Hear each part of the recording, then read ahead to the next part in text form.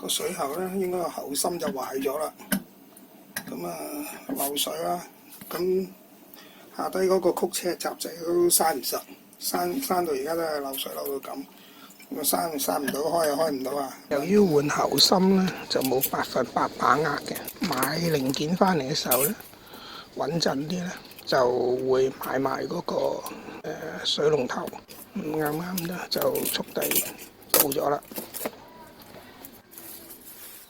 咁睇下裏面啲嘢齊唔齊？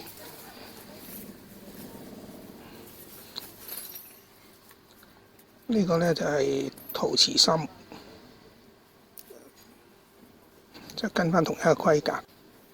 咁3個窿啊，2個入水，1個出水。另外咧一個不鏽鋼嘅單冷水嘅喉芯，呢個就係冷水嘅龍頭。買不鏽鋼嘅原因咧就係比較襟，呢度咧就係嗰個裝插嗰個喉芯嗰個窿，下低呢度咧就係入水喉，連埋嗰個壁帽咧就一齊用，共用都係個螺絲瓦嘅，咁應該係6分喉嚟嘅。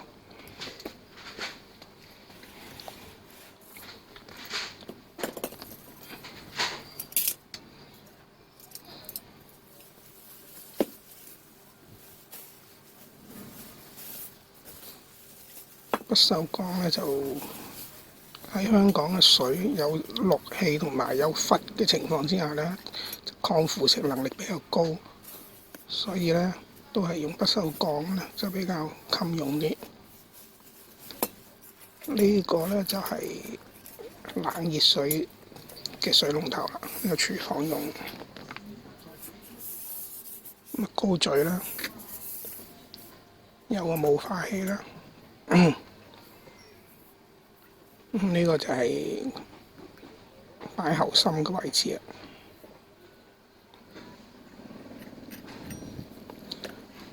咁呢隻咧就係擰開上面嗰個手柄咧，就見到嗰個裡面嘅6個螺絲。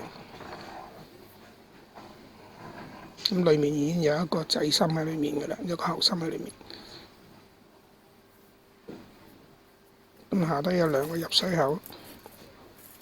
另外咧就係有一個內架嘅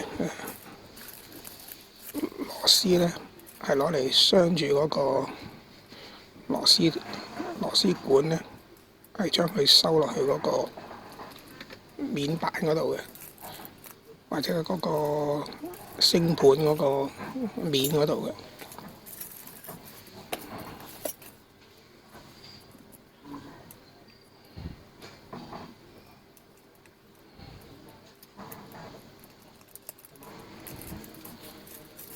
呢個係水龍頭嘅底座啦。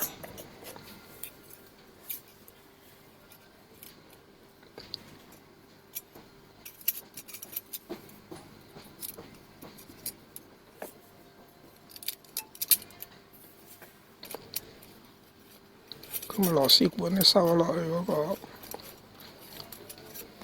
水龍頭嗰度咧，就然後下低有一個咧。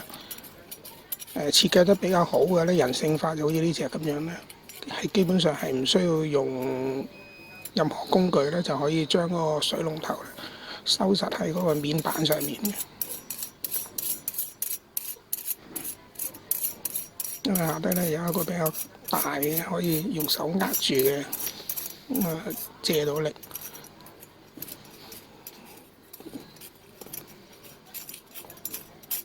咁呢個壁帽咧就係比較好用。咁鑲嘅時候咧，先至再詳細講解。呢個陶瓷芯咧就配呢一隻水龍頭嘅，同而家用緊即係流緊水嗰支咧係一樣。呢一隻咧不鏽鋼呢個咧就係配單冷水嘅水龍頭。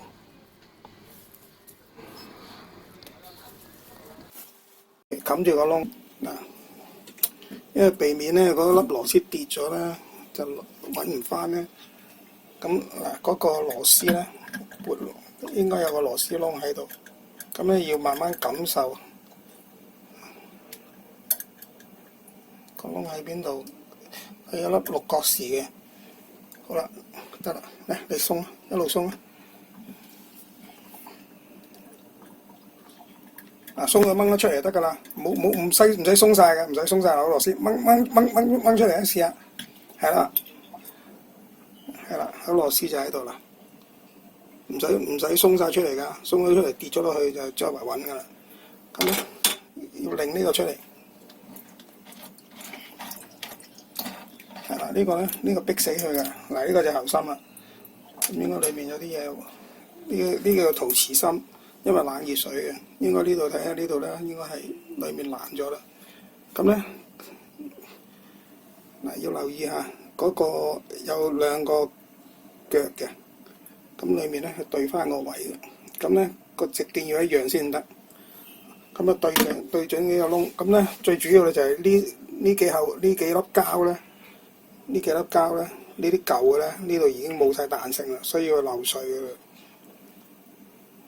好啦，好擺入去，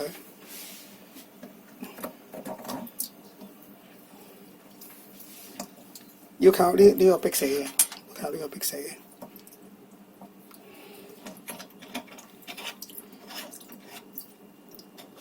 你有咁實得咁實。